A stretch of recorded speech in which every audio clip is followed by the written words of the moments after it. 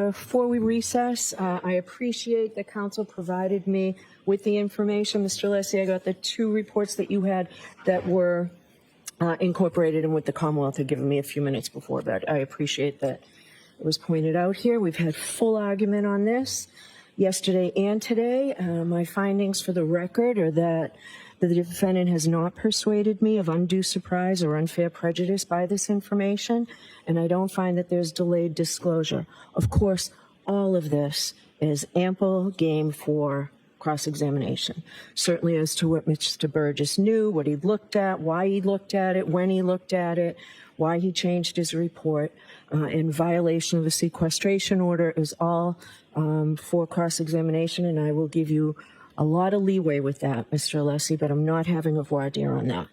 Mr. Alessi, I can tell you, obviously, you've got a great facility for cross-examining on the underlying information here. You've done fulsome cross-examinations. I have every confidence you can do it here again.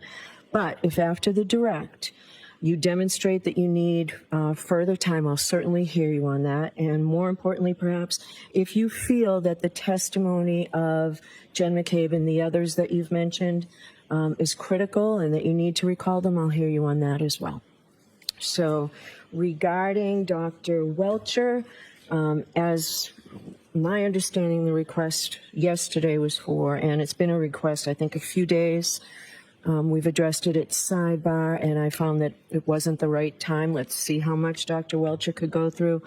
I understand Dr. Welcher will testify in the Commonwealth's case in chief next week or so, Mr. Brennan? Hopefully next week, if not, all right, the day after the holiday. And that will be for all of the material that was provided to the defendant initially, right, by the Commonwealth's discovery deadline? Correct. And what you're asking for is that after ARCA testifies the new information, you're asking for rebuttal, right?